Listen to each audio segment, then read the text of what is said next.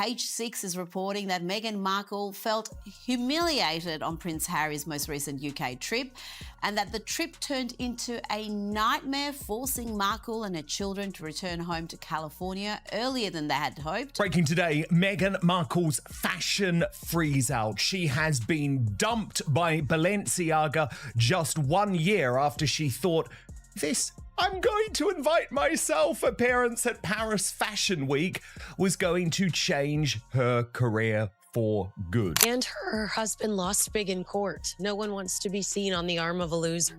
I think that this trip was a reality check. Harry has spent years insisting he can be half in and half out of the monarchy. Remember, 47 minutes is not a reconciliation. It's not a get-together, we're so thrilled to see you. Another point to make is Harry and Meghan were kept waiting, encircling Highgrove for some considerable length of time, not even sure that the meeting was going to take place. She walked into that room hoping a dad would wrap his arms around her the way he always did. When she came out, she understood her life had taken a turn she couldn't undo. But the reason those 47 minutes matter goes deeper than anything that physically happened in that space.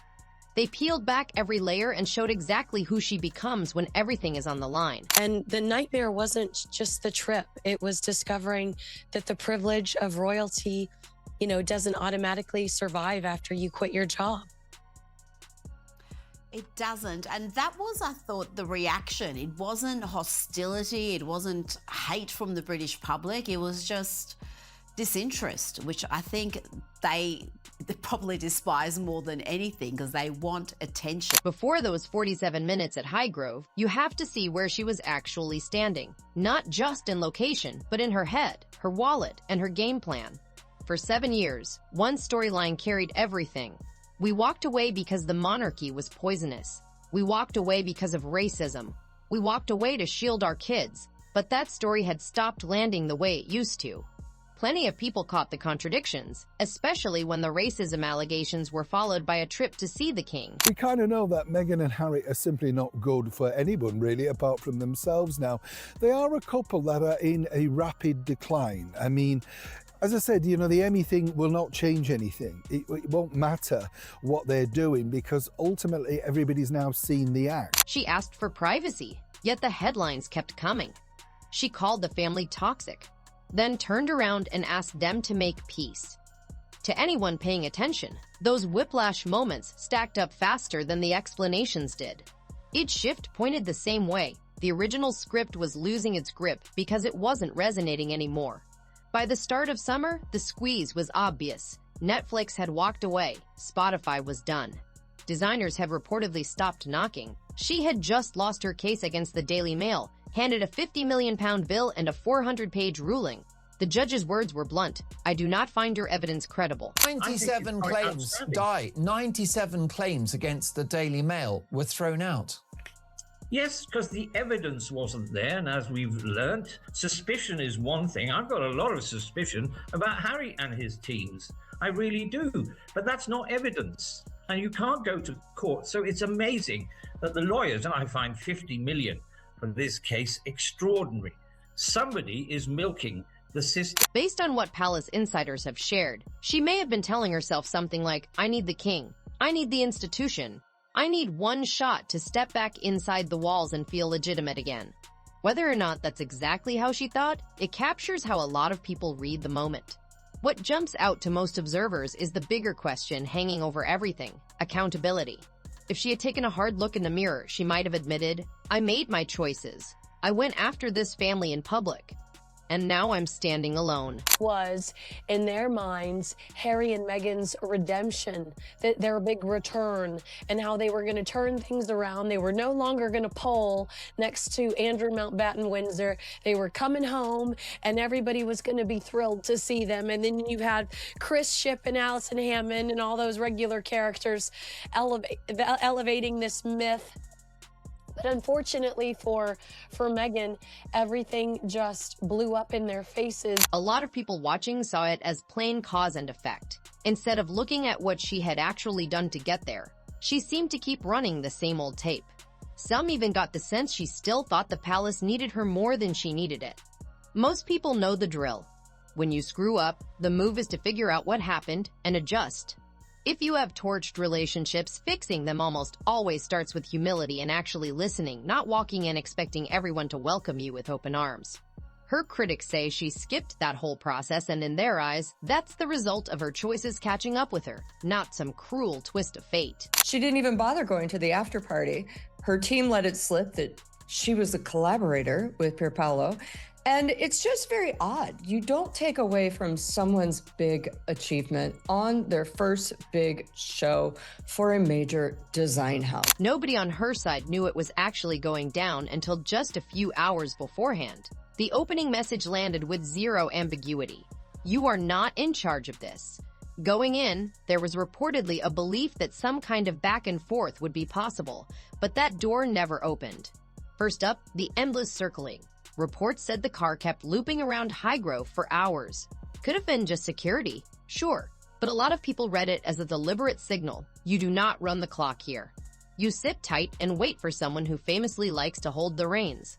To some, that was the first real fracture in the whole situation. Then came Harry reportedly going in by himself, not together, not as a couple. Plenty of folks saw that as a calculated move, basically saying, we will talk to him, you stay put. She reportedly stayed outside with the kids while she waited. For a lot of critics, that was a loud message that she was not part of the conversation and not being treated like a player at the table. And third, the clock hit 47 minutes, not 45. And the other part was basically to put Harry and Meghan in their place and to make them understand that they are not in the driving seat anymore. Not 50. Not 45, exactly 47. To a lot of people looking on, that felt carefully set, tightly run, and capped from the very beginning. No meal, no cozy family vibe, no photos, no hint of negotiation. Just what insiders reportedly called official protocol, less of a homecoming and more of a formal box-checking exercise. Fourth on the list was Camilla reportedly being in the room. Palace insiders said the condition was made plain she was going to be there or the meeting was not happening at all. Some read that as a way to keep things structured and keep everyone honest. From that angle, the message looked like, this is not getting treated as a private family get-together. And I also buy that if Harry wants a relationship with King Charles, that Queen Camilla is a non-negotiable. You are going to be around her. You are going to respect her. You are going to stop slandering her in interviews, which I believe he did throughout the process of trying to promote Spare and within the pages of Spare. At some point in those 47 minutes, most people believe the truth became too loud to keep tuning out. This was never pitched as a win. There was no photo op and nothing about it read like a turning point toward reconciliation. To a lot of commentators, the takeaway was plain. We will sit down with you once, but on our terms, and nothing fundamentally shifts. You are still on the outside of the institution, still knocking on the glass, and still without the pull you were counting on getting back. When the meeting wrapped, there was no hug photo, no social media moment, no real celebration. For most people watching, that pointed to one thing. The whole thing had been formal, not symbolic. What she didn't receive was the photo opportunity that she so desperately wanted. What she didn't get was the chance to unveil the children's faces at a public royal event or royal adjacent event, which would have then allowed her to spend the next year pimping out the kids as much as possible for her business. Now, I know all of the briefing is, oh no, it's Meghan who didn't want to reveal the children's faces. Well, we all know that's a total lie because we can see how close she's come to doing it time and again on Instagram. Plenty of people read the situation in the opposite direction. When a family member gets the chance to reconnect, they don't typically start by handing out demands. They listen, they say thank you for being heard, and they work on rebuilding trust one step at a time. Critics pointed out that accepting the palace's position would have also meant owning up to her own mistakes, and they think that became the biggest blocker in the room.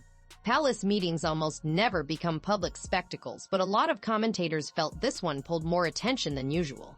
Some figured there might have been a quiet hope that just being seen with the king, or even a single photo getting out, could nudge the story toward reconciliation and a fresh wave of acceptance. No photo came out. To many observers, that call wasn't just about playing it private.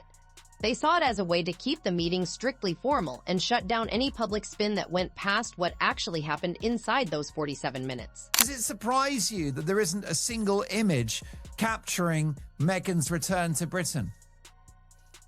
I think it will be the Christmas card. Oh my goodness. So she's I sitting think it on will be this, the Christmas basically. card. It's an unexploded PR bomb. Yes, that's exactly how I would describe it. It's true because Meghan is patient.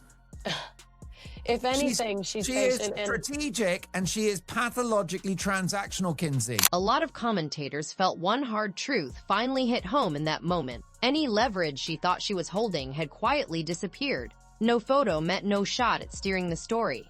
No joint appearance meant no public reset of her standing. No visible stamp of approval meant the dream of a dramatic return got a lot harder to sell.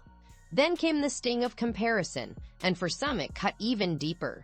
While she was reportedly parked outside Highgrove, Prince William was out at a polo match, looking relaxed and completely at ease in his role. Around the same time, Catherine was being photographed during public engagements, with most people describing her appearances as natural and grounded, focused on the job in front of her instead of chasing headlines. We actually had was, I think, a balding and odd-looking, sort of cocky Prince Harry at that event on his own. Yet on the same day, we saw Catherine and William being, you know, the most lovely married couple at the polo with a little bit of PDA, which I think they probably knew would very easily bump Harry's awkward hugs with Alison Hammond off the front pages. The gap between the two sides jumped out to a lot of people.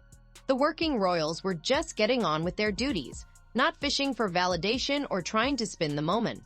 Meanwhile, she was reportedly parked outside waiting for some kind of sign that could be read as a win. For plenty of commentators, that difference became impossible to gloss over. Supporters of William and Catherine usually point out that they have never leaned on photo ops to prop up their standing.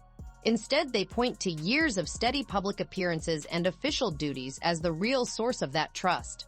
Critics believe she never fully wrapped her head around why that distinction mattered so much. It doesn't appear to be, and it's sad because, you know, people would like his father, the king, to reconcile in one sense. I mean, that's quite a big ask, really, of the royal family, given what Harry has written about, claimed, and all the rest of it. And I've said many times on your program and others, if they just kept quiet, got on with their lives in the United States, left the rest of us to get on with our lives, he would not be under this so-called paranoia. Her critics say this. When things stopped working, the response was never, maybe I'm the one who's wrong. Maybe I need to adjust.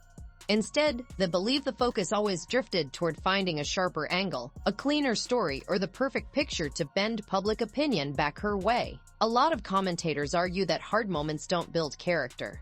They simply hold it up to the light. To them, those 47 minutes put a spotlight on someone they saw as more focused on strategy than honesty, more interested in controlling the look of things than earning trust, and more focused on pulling support toward herself than offering any of it back. It must be pretty tiresome being with such a juvenile person like Prince Harry. When you watch him on that podcast, he's just irritatingly annoying, isn't he? All right for a bit, you know what I mean, like 10 minutes or something, but living with somebody like that, I think there's two sides obviously to every story. She clearly wanted everything, the title, the money, the exposure, but he really was so covered up with the royal family that nobody realised just how childish he was. I mean, the vulgarity. A lot of royal commentators think the palace knew exactly what it was doing. In their view, it wasn't about being cold, it was about drawing a clean line in the sand. The message they read into it was, your role is not changed. We are not framing this as a comeback, and nothing beyond this single meeting is on the table. After it wrapped, attention quickly moved to the next thing people started talking about. Observers spotted updates going live on the royal website and immediately started debating what those changes actually meant. Palace supporters said the new look just matched reality. They were no longer working members of the family, and the presentation was finally catching up to that fact, rather than hinting at some thaw. To most people following the story, the bottom line was hard to miss. Their official standing had shifted, and the public face of the monarchy was now reflecting it. To a lot of observers, the takeaway felt like this. The spotlight had slid backward instead of staying in the present. Some commentators started drawing parallels to Prince Andrew, though they were quick to flag the big differences between the two. Andrew stepped away from his public duties once the controversy hit and mostly stayed out of the frame. Critics argue she picked a completely different road by keeping up the public appearances and pushing back on the story around her. From where they stand, the palace just kept doing what it does without budging on its position. Many see that as a reminder that deep-rooted institutions tend to outlast whoever is currently standing inside them. Completely rejected by the fashion world. And this has got to hurt Paula, because 9 months ago, this was meant to be the reinvention of Meghan Markle, the end of Was Never, and the start of this dream that she had of transferring into high fashion. For someone who has tied a huge slice of her public identity to the royal family, many commentators saw those updates as far more than just a routine housekeeping change. To them, it carried real weight. It was not loud and it was not public, but critics read it as a quiet decision to keep moving forward without handing back her old role. A lot of royal observers argue this is exactly how institutions with deep roots tend to work. Instead of getting pulled into public arguments or long-winded explanations, they usually speak through official actions and formal decisions, not through words. Capitulated on every single thing. There was no major apology. They didn't have to do anything. There was no picture. It's all on his terms. And now this gives the royals a lot stronger sort of mandate, if you like, when Harry steps out. To a lot of people, this just reinforced a familiar lesson. Institutions with long histories usually carry more weight than any one person inside them. That is a big reason why debates like this keep pulling in so much attention. Plenty of commentators also zero in on the psychological angle. They argue that for years she has sold herself as still tied to the royal family and its legacy. Critics believe the official changes put a much colder reality on display. In their eyes, it was never personal hostility. It was just how institutions with centuries behind them tend to operate. She needed just the association with King Charles and the royal family again, because it's been so very long since she's had it, and she wants to be called a duchess. A lot of monarchy supporters argue the institution holds because it was never built to depend on any single person's blessing. From that angle, critics believe the biggest hit wasn't necessarily about money or even about titles. It was the loss of official standing and the public feeling of actually belonging inside the institution. Around the same time, another major blow was making waves. The court ruling had already come down before that trip, with a reported £50 million bill and a 400-page judgment attached to it. The judge's conclusion was straight to the point: "I do not find your evidence credible." For a lot of observers, that verdict stacked even more weight onto a period that was already running heavy. In the 400-page judgment where the judge says, "I can't find the evidence to support your case," he does say some of these claims, there was a statute of limitations and they shouldn't have been brought to me. Most people can picture what usually comes after a big court loss: heavy legal bills, possible appeal costs, insurance headaches piling up faster than you expect. Then came the reported line from Elton John that landed like a splash of cold water: "I'm not a bank, Harry." To critics, the meaning was bare and blunt. The financial backup may have just dried up. Now, let's walk through the actual numbers. Specifically, this big scoop that you have revealed in terms of Elton John's relationship with Prince Harry. He says, "I am not a bank, Harry," and this is potentially, for Harry, the worst possible news, because it means he could be financially wiped out. The money side of things quickly became a big talking point. Commentators started throwing out the running costs, legal fees stacking up, security bills in Montecito that never really stop, property taxes, mortgage payments, and the payroll for staff like nannies, assistants, and managers. Add it all up, and most people agreed the monthly hit was sizable. Right alongside that, the Netflix deal had wrapped, and the Spotify partnership was done, which left a lot of observers wondering what the long-term income picture was even starting to look like. Palace commentators also started chewing over possible insurance headaches, with some suggesting coverage could get challenged because of legal snags like statutes of limitation running out. If that turned out to be the case, they argued Harry could end up staring down serious personal financial liability on his own. The latest figure I'm hearing is $15 million. That could be all of the money from Spare gone in one fell swoop. Yeah, and, you know, this is terrifying, I imagine, for Meghan, because it's our understanding that she's got millions of dollars of unsold product sitting, potentially rotting in a warehouse that she needs to move. They can't give it away. For many people watching closely, this wasn't just another loss in court. It struck at something deeper, the question of whether the money would last. Analysts have started pointing out that if expenses keep climbing without fresh income coming in, the strain could show up in as little as 1.5 to 3 years from now. If that turns out to be right, the choices ahead won't be easy ones. There's a common saying in finance: you really find out who someone is when the money gets tight. You are allowed to lose money for 5 years. You can run a lot through that business to get it all off on taxes, to get tax breaks. So she's got about maybe 2 years left, in which time I believe she will sunset this company and raise up through another. From there, the conversation shifted to something more personal: how people behave when the heat is really on. Do they step back, own what happened, and make changes? Or do they keep doing the same thing and hope it works out? Some critics say she seemed more interested in holding onto the same image people were used to. At the same time, legal costs and other bills kept piling up. Anyone who's been around long enough has seen this pattern before: smart, successful people who just can't see that the ground has shifted under them. Commentators often point out that kind of blind spot tends to make everything worse down the road. The order of events also caught people's attention. First came the court loss, then the trip. After that, talk about whether her title or royal status might change. And just as speculation about money troubles was picking up, word came that she'd been nominated for an Emmy. It wasn't a primetime Emmy, though. It was a daytime one, the kind that covers shows like talk shows, game shows, and soap operas. For her critics, that timing felt like one more twist in a story they were already following closely. Meghan got this completely unlikely and bizarre daytime Emmy nomination for a TV show that I certainly didn't think was a daytime series, but chalk that up as a little win.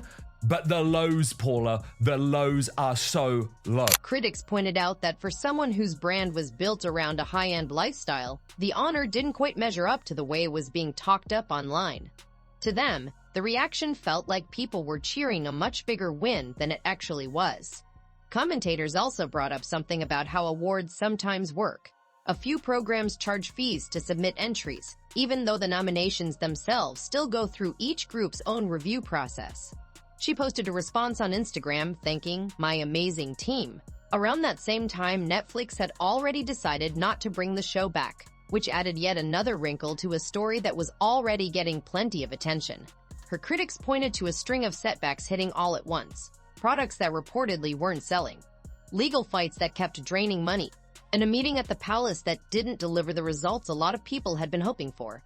To many watching from the outside, situations like this tend to lead to one of two roads. You can change course, or you can keep insisting nothing's wrong. Her critics say she went with the second one. To them, it's a familiar pattern: someone ducking the hard truths instead of facing them head-on. And in their view, the longer those truths get pushed aside, the heavier they become when they finally catch up. And that's the problem with Harry and Meghan and her Emmy. It won't matter. You know, lots of people saying, oh, you know, she's now being nominated. It won't matter. The show is a dud. And, you know, you can sit and polish the award all you want. It doesn't really matter. But Meghan, as we know, and Harry both love picking up meaningless awards to put on their burgeoning mantelpiece. You can't fix what's broken if you won't even admit it's broken. While William and Catherine kept showing up and doing the work, and the palace focused on looking after the institution itself, critics said she seemed to be off celebrating an award they didn't think carried much real weight. To them, the gap between those two pictures was hard to miss. A lot of commentators say this wasn't really about one bad moment. It's part of a bigger pattern in their eyes. Repeated choices, they argue, slowly shape how the public sees a person. One example that keeps coming up is a reported appearance at a big fashion show. Critics say she showed up late, made a loud scene when a model tripped on the runway, left before the night was over, and was later said to have taken more credit for the show than the people running it felt was fair. There's also a reported comment from the designer that stuck with people: never again. And finally, Meghan waltzes in and with her head held high as if she's royalty and stops, does all the photos, all of this, and makes it even later, then sits down, proceeds to giggle as a model trips on the runway. She was quickly silenced by her good friend Marcus. According to reports, the goal was pretty straightforward: keep the spotlight on the clothes, not on her. Critics said it went beyond just bad manners and pointed to something like poor judgment. When you're a guest at someone else's event, they argued, the attention should stay with the hosts, the designers, and the work they put in, not on making yourself the headline. Commentators also pointed out that Netflix had pulled the plug on the show, and reports suggested several other projects had been quietly shelved. Some unnamed insiders have come forward claiming she was tough to work with and resisted taking direction. But one nomination or award doesn't guarantee a successful entertainment career, and it certainly won't turn around a reputation for being difficult to work with in Hollywood, which we know Meghan has developed. Critics have lined up a run of professional setbacks that, in their view, all seem to follow the same shape. The Spotify partnership came to an end. Other reported opportunities quietly slipped away without much explanation. Some commentators have also claimed that big fashion magazines and celebrity outlets have shown less interest in putting her on their pages or signing on for new projects together. Those reports don't all match up, and not every one of them is confirmed. But to a lot of people watching, the conversation has moved past any single deal or any one project. The bigger question is whether the same outcome repeating across different industries points to something more than just bad luck. They learned, as many other brands and people have learned, that unfortunately when doing business with Meghan, there's no attention for anyone else but Meghan.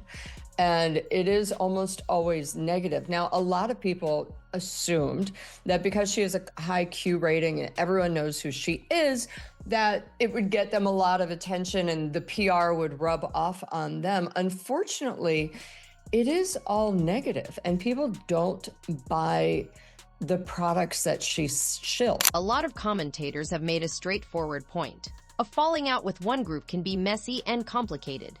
But when the same kind of story keeps showing up at different companies, it's fair to wonder whether something deeper is going on.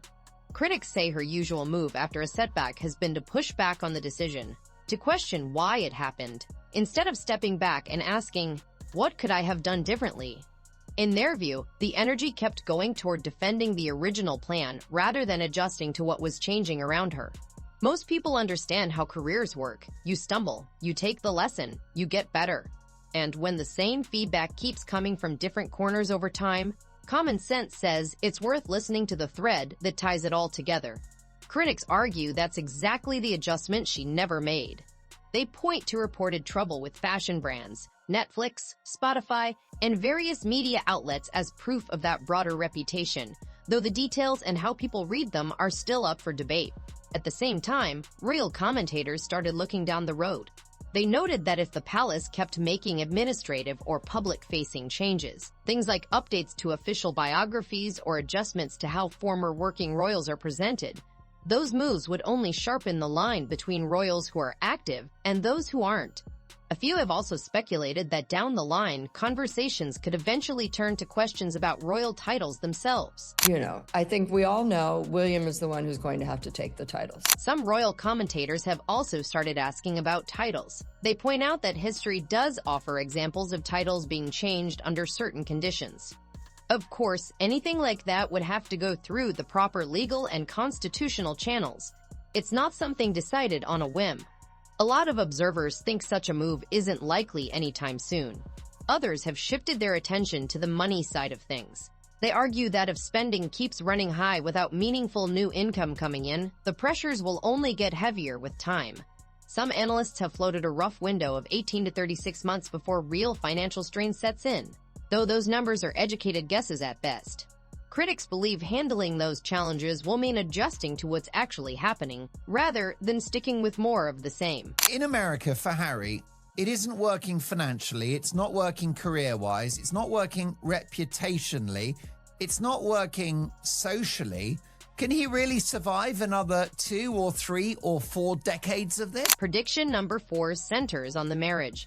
It's still purely speculation, but some commentators have floated the idea that the relationship could come under heavier strain if the public pressure and money troubles keep building. Their thinking is pretty straightforward. When things are going well on the outside, it can take some of the pressure off a couple, but when setbacks keep piling up, that stress tends to seep into the home life too. Others have wondered out loud about what financial arrangements or family considerations might come into play if the relationship were ever to shift. That's all guesswork for now. But it's the kind of question a growing number of observers have started asking. Harry's actually in both a very bad place and a place that can somehow rescue him in part.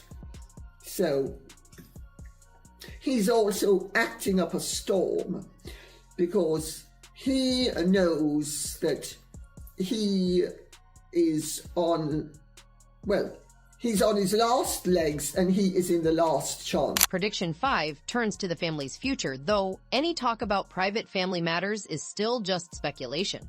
Some commentators have wondered what kinds of issues might start to matter if circumstances ever shifted. The people putting these predictions forward say they're really looking at behavior they've seen play out again and again, not trying to read the future with any kind of certainty. In their view, when someone keeps sidestepping responsibility, pointing the finger outward, and leaning heavily on public praise, the same kinds of troubles have a way of coming back around. Whether that's a fair read of the situation is something reasonable people can disagree on. But a lot of royal observers believe the palace has always been careful to plan its moves with those long-term patterns firmly in mind. He is the author of his own misfortune, time and time again, and sadly, he is neurotic as far as some of my friends who are reporters on the Daily Mail, and I've known them for 30 years, and I would trust them implicitly. A lot of royal commentators see the palace's approach the same way. It hasn't been about picking a public fight. It's been about letting official decisions do the talking. Each move in their eyes chipped away at whatever influence critics thought was still there, and pressure has a way of showing what people are really made of when things get tough. It's a familiar pattern, whether you're talking about family, business, or a public disagreement. Sometimes when people won't change course on their own, circumstances end up making the hard choices for them. For many observers, all of this traces back to the meeting at Highgrove, which they see as the moment everything shifted. On a bigger level, they say the whole story carries a lesson about long-standing institutions. A couple went public, challenged the institution, and told their own version of what had happened. And yet, according to people who support the monarchy, the institution just kept doing what it had always done, relying on its own established processes and moving forward rather than getting pulled into every criticism thrown its way. Now, clearly, they're just leaking these fake stories to the supporters, the mainstream media, that are still willing, for some explicable reason, to support the Sussexes. Now, I'm not against either one, in fact, but you know, facts are facts. What you're telling me that Camilla could have said me not being miles away, but you know, at this particular point, oh, she was just at her own house and very quickly jumped in a car and ran over. Absolute rubbish. The palace didn't make a scene. It didn't chase every headline or fire back at every accusation. It just kept doing its job, the way it always had. That's how institutions with hundreds of years of history are built to work. Follow the rules, put the institution ahead of any one person, and keep moving. A lot of monarchy supporters also like to point out the difference when you compare that approach with William and Catherine. In their view, the couple works within the system, shows up for their duties, and lets their actions speak for themselves instead of always trying to rewrite the story. Note that when Catherine understood that it got too much for that lovely young woman because she was just so emotional at the meeting, she knew it was time to move on to the caregivers who were with her. I mean, she's quite lovely. And the other thing is she doesn't look for where the cameras are. Supporters of the monarchy tend to see William and Catherine's path as proof that respecting the institution pays off. By staying focused on their public duties, they've built stronger public support and given themselves a kind of long-term stability that comes from doing the work. Compare that, critics say, with the other couple, people who stepped away from royal duties and went their own direction and have ended up more and more on the outside looking in. A lot of commentators think there's a bigger takeaway in that contrast. The organizations, businesses, and families that last tend to be the ones where people respect the shared rules and shared responsibilities, instead of expecting the whole institution to bend around them. So he's professionally as well as socially quite isolated. And I think that he is limited in the way he can make money. I've joked that, he'll be at a Honda Civic convention next because he did the real estate convention in Toronto a few months ago, which was a very bizarre place for him to be. For a lot of monarchy supporters, duty, respect, and honor aren't old-fashioned ideas. They're what holds everything together. Character, in their view, shows up in how people work within the rules they're given, respect the boundaries around them, and handle themselves when life doesn't go according to plan. Critics say that's where she came up short. Supporters, on the other hand, point to William and Catherine as living examples of those traits, day in and day out, through the way they carry out their public roles. To a lot of observers, the bigger lesson here goes well beyond one family. It's about how anyone responds to responsibility, how they deal with setbacks, and how they handle the expectations that come with being part of something bigger than themselves. Those choices, in the end, tend to be the ones that shape what kind of legacy a person leaves behind. That was humiliating. It could be very costly for Prince Harry. I mean, a 50 million pounds distributed between 7 people, including Elton John, including Prince Harry, Liz Hurley, some of the other high-profile individuals. They do have insurance, but if on the 400-page judgment where the judge says, I can't find the evidence to support your case, he does say some of these claims, there was a statute of limitations and they shouldn't have been brought to me. The insurance company could look at that and say, your attorneys should have never presented this in the courtroom in the first place, so we're not going to pay out this fee. For a lot of commentators, those 47 minutes at Highgrove weren't some warm family get-together. They were a turning point. The way they read it, the meeting showed how long-standing institutions actually work. Clear boundaries, established rules, and no sudden shifts just because the press is watching. Many observers feel that everything that came after, the official changes, the professional setbacks, the back and forth in public, the talk about money, all of it became part of one bigger story. Whether you buy into that reading or not, the conversation keeps going because it touches on something larger: accountability, reputation, and how institutions respond when they're put under the microscope. So what do you think? Was this a carefully handled turning point, or has the whole story been read a little too harshly? Drop your thoughts in the comments. If you enjoyed this breakdown, give the video a like, subscribe for more deep dives like this one, and share it with anyone you know who follows the royal family. Thanks for watching, and we'll catch you in the next one.